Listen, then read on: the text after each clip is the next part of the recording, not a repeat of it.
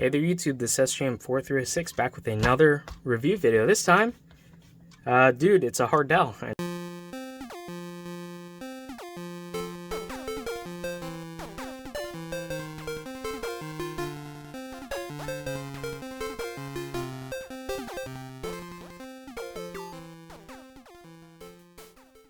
there YouTube, this is sjm4306 back with another review. This time, we're looking at another Hardell piece of portable toolage, or whatever you want to call it. Anywho, this time this is basically effectively a portable Dremel. You know, Dremel in the same way that Kleenex refers to all tissues. Basically, it is a multi-tool with a bunch of different exchangeable bits, and this guy is rechargeable, charges over USB-C.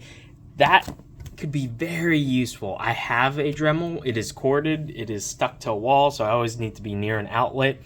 The cord is actually quite heavy because it's like pretty high power. So it's, in certain situations, it is very not the greatest experience. Now, this obviously isn't going to have the same like horsepower as it, but if it can do like simple light cuts, I think it's still worth it. This guy was pretty cheap. I think this was around the $30 price mark. So like not super expensive. I could definitely see this earning a spot in my like everyday carry backpack stash of like tools and stuff. So this guy apparently has a 2000 milliamp hour battery, undoubtedly because of the form factor. This is probably just going to use an 18650. It says 61 accessories, which it's actually really nice for something this cheap to just come with a bunch of bits already. Yeah, uses a lithium-ion battery, obviously 5-speed control, multiple functions, DIY, wrist choice. Yeah, obviously they're targeting the DIY market with this. So yeah, compact, lightweight, sanding, carving, grinding, polishing, drilling, and cutting. And focused on making your DIY work perfect. That sounds good to me. On the back here, it says no load speed, 5,000 to 18,000 RPM, which is pretty significant. Obviously, they specified no load speed. So obviously, when you're cutting something, it's going to slow down the blade or whatever tool is attached, so it's going to be lower than that in practice. Comes in 3 colors, orange, pink, and blue. They sent me the orange one. I kind of like that orange-black aesthetic, and I think that's what this is going to be basically emulating. So let's just open this guy, and just realizing that there I need a blade. There's a piece of tape here. Give me a sec. Okay, got one.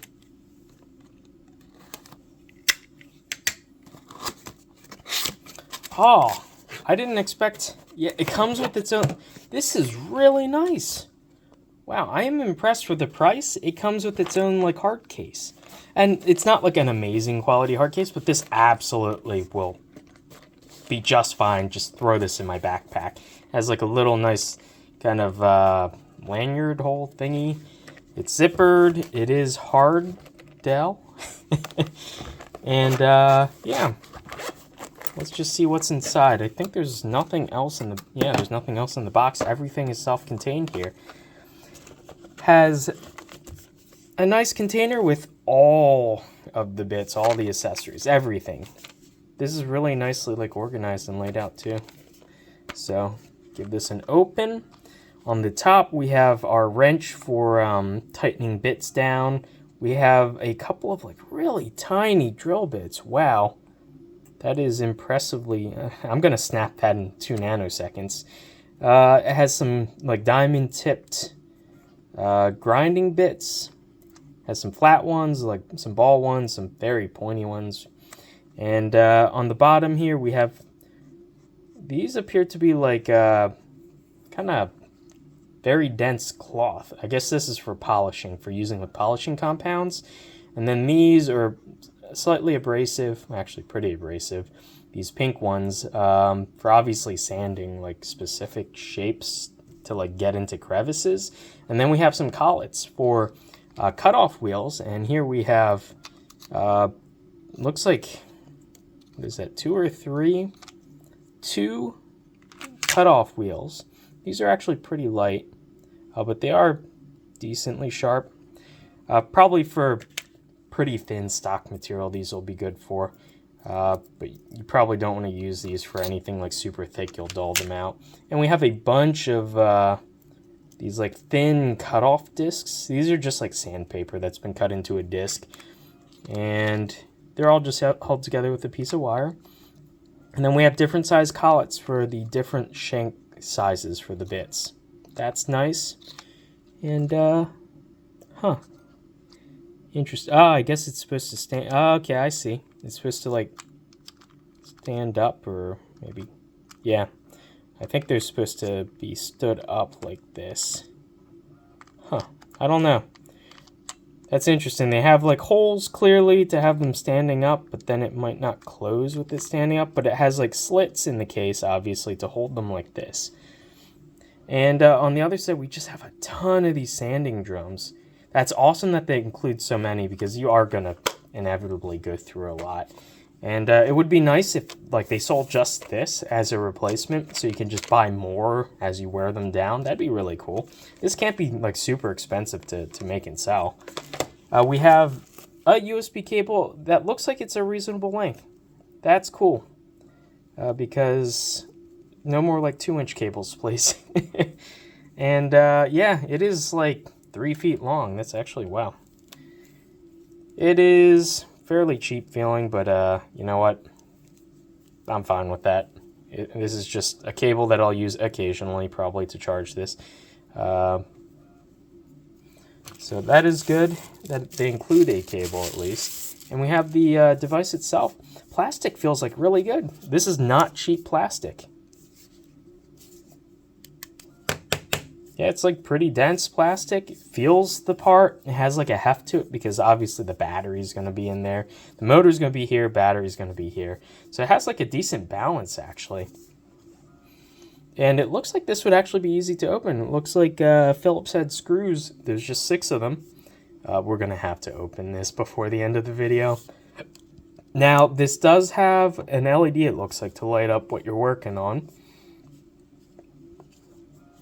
We have the collet here, and it spins, and yep, this is one of the types. You have to be careful with this style. There's a pin in here. If you're not careful and you're torquing on it too much, you can actually shear the pin off, and then this will just rotate freely, and you have no way of tightening it. So there's a hole in this shaft. If you're not lined up right, the pin won't depress. Once you line it up right, it depresses all the way, and then it locks the shaft so that you can actually tighten or loosen something on it.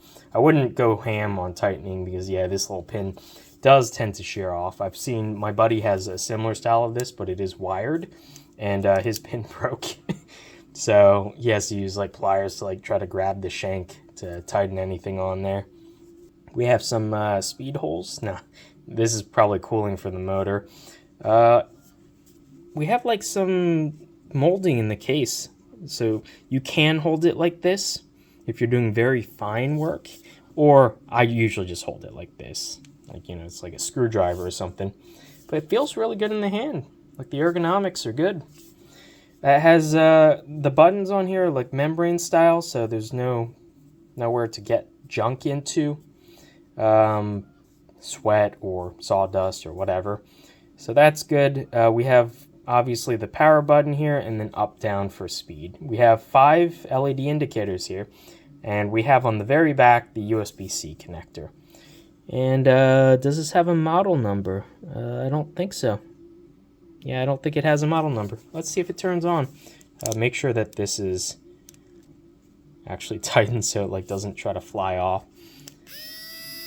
So yeah, 1 click and it just turns on. The light comes on. The light's actually like decently bright. Yeah, that's totally usable. And we're at a full charge. And this is the high speed, I guess, the top speed. Oh, this isn't the charge. This is the speed. So it's on speed setting 5, 4, 3, 2, 1. This is a pretty low speed. I don't know what this would be good for, but I guess it gives you the option. Probably 4 or 5 would be the slowest speed I would want to use this at. And it does have like a star next to there. I wonder if there's like a duplicate function if you like press and hold.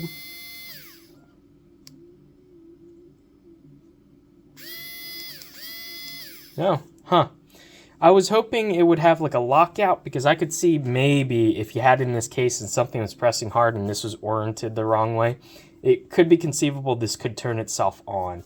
I was hoping it had like a mode where you press and hold this and it would go into a lockout mode so that you can't accidentally turn it on, but it looks like it doesn't.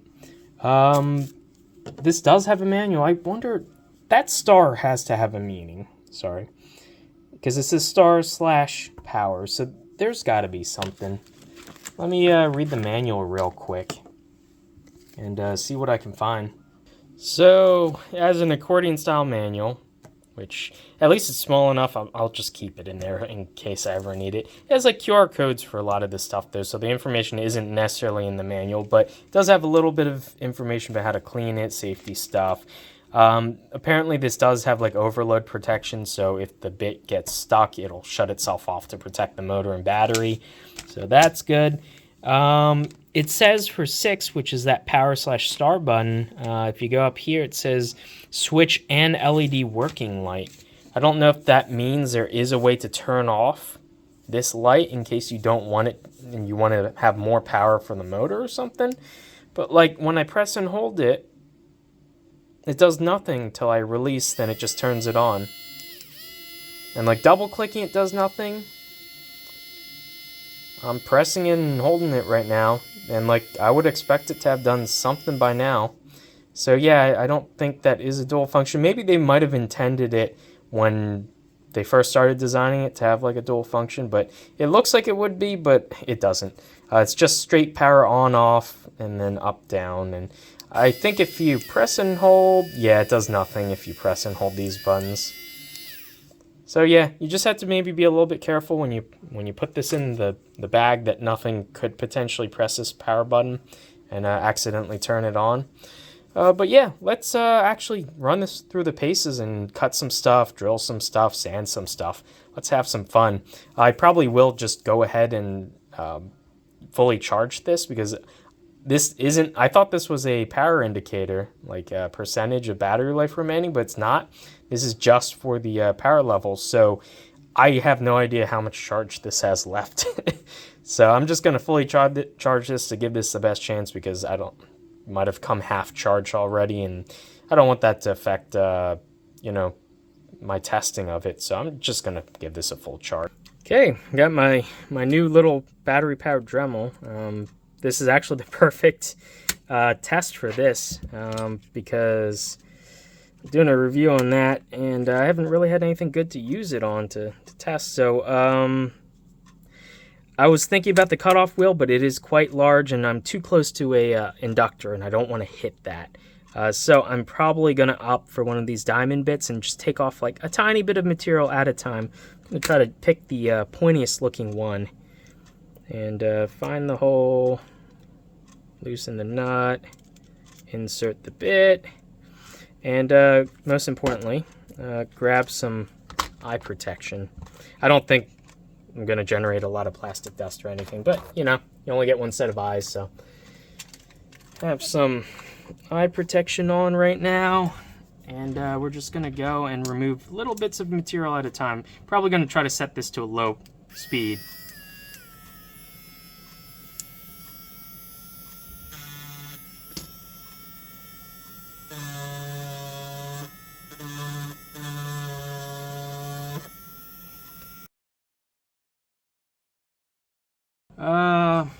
Yeah, that's not really cutting super well. That's going to take forever to get through. Wonder, should I risk it and just try with the cutoff wheel? It is pretty thin. I think if I go very slow and I'm very careful, I think I can do this. If I can get the stupid cutoff wheel, the collet out. Yeah, you really need like little tweezers to do this.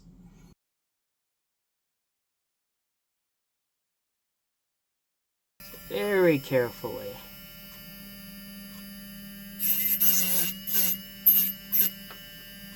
Oh Yeah, this is much faster.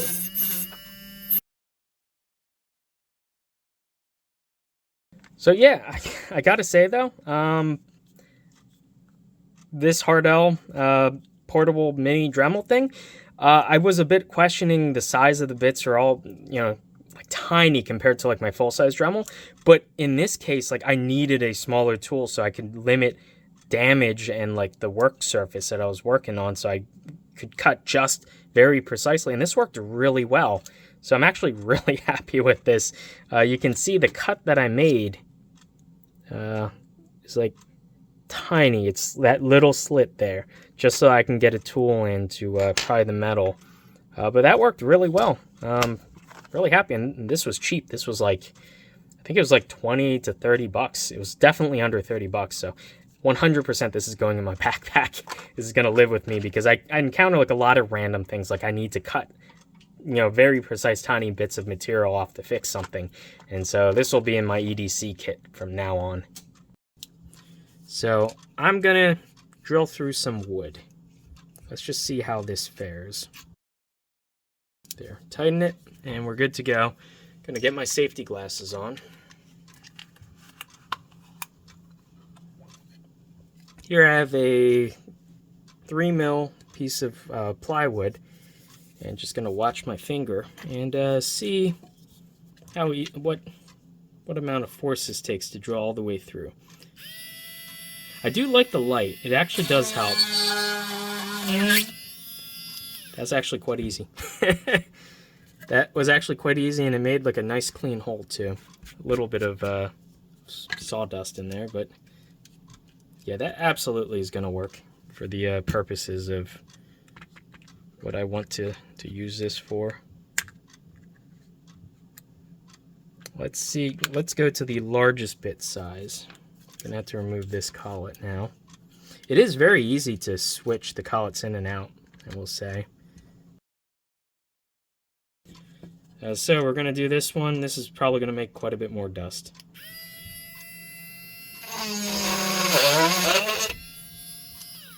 Yeah, this isn't particularly... God, I'm just making a mess. This isn't particularly thick or dense wood, but yeah, it chewed right through that. I made a pretty clean hole, so yeah, absolutely. In the field, if you just need to drill a couple holes through like pretty lightweight material, this will do. Metal, I'm pretty sure no. You might be able to grind it away using like one of these diamond tip tools, but depending on like how dense the metal is, it's probably going to eat through the bit. So now I have a little blade. Now, obviously, practice, you know, caution while doing something like this. Say I want to cut off, you know, this piece here. Probably might be best to actually do this over a trash can, because this is going to make a lot of dust and I don't want to have to clean up my entire bench. Give me 1 sec to get set up. Okay, so I have it set up. Obviously, you probably don't want to be doing this freehand in real life. You want to have this clamped down and cut, but I just want to make a quick cut right there. Yeah, it's like making it through the wood, but it is quite a thin blade, and I can smell it already.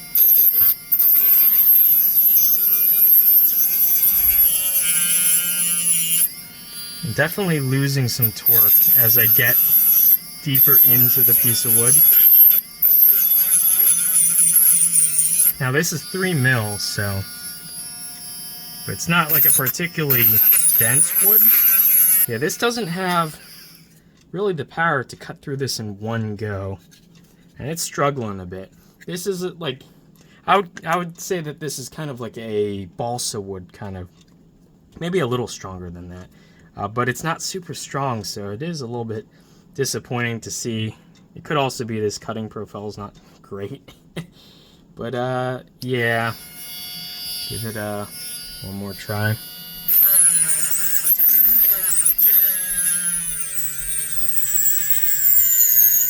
I think the problem is the teeth aren't actually removing material really, not efficiently anyway, and they end up just sort of burning the wood. Sort of, I can smell it, but it doesn't look like it's charred or anything. Obviously, these other edges were laser cut, but Yeah, I made it like most of the way through, but it definitely is struggling. So this probably isn't going to do so great at cutting wood this thick. You might be able to use this to remove material, but probably not really to cut. I can round down this corner, and it does that just fine. That's it. Let's try the sanding drum. Have the sanding drum inserted. You actually do need to screw this guy in. There we go. Let's just try removing and sanding material on here.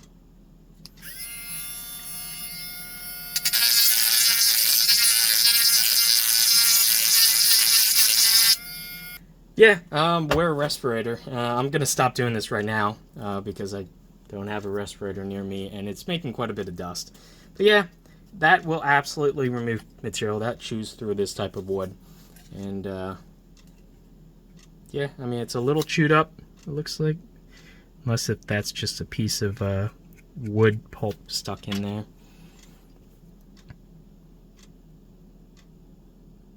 Yeah, that looks like the seam of the where they glue the sandpaper on there. Looks like that got a little bit scuffed up or something, but yeah, it chewed through the wood. This is pretty soft wood, so. Okay, so just comparing the two sanding drums, the shaft is quite a bit smaller. It's like maybe 60% the diameter. This is an 1/8. I think this must be even smaller. Unfortunately, it will not fit in this collet, and if I look at the other ones, I don't think any of them are any larger. This is the original, my Black & Decker Dremel, air quotes, and it looks like they're very similar. It might be cross-compatible. Yeah, it fits in there. Yeah, I think this would work. So if you were to buy original Dremel, yeah, that'll work. So you could actually replace all these bits with actual Dremel branded bits, and yeah, that'll absolutely work. And if you want to go insane and be like a serial killer, you can even stick in like a full-size cutoff wheel. Now, this is not balanced. I can already tell there's something that's off about it because it's vibrating like crazy. So that's a bit better. Yeah. So that's a bit scary. But yeah, you can actually use original Dremel attachments if you replace the collet with an 1/8 inch collet. Unfortunately, this only comes with slightly smaller than that, so it won't take full size bits, but that is cool that this is somewhat cross compatible, I would say. That is definitely good to know. But yeah, overall, I think this was only like 25 bucks, maybe like 30 bucks max, which is, that's a good deal, honestly. This won't replace like a full Dremel, but if you're out in the field and you need to cut something real quick, this will absolutely do. Now, as I promised, I want to get this open and see what's inside.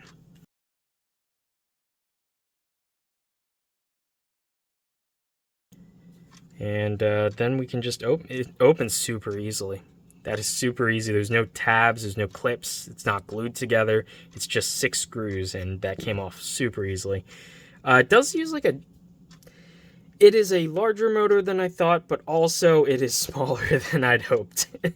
It says DC 280, 4 volts, 18,000 revolutions per minute, made in China. And this is a brushed motor. And the collet just goes up through there. It looks like it's press fitted onto the shaft, and it has wires going to the LED, obviously.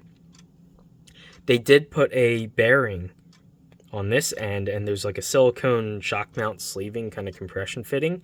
That is good. So obviously when you're cutting, you're going to be putting force on the bit, and you don't want to couple that over to the shaft of the motor. So they did their due diligence, and they are supporting the end of the shaft there and not trying to use the actual plastic as that. We have pretty much the entire board here. Yeah, okay, that'll just come right out. Okay.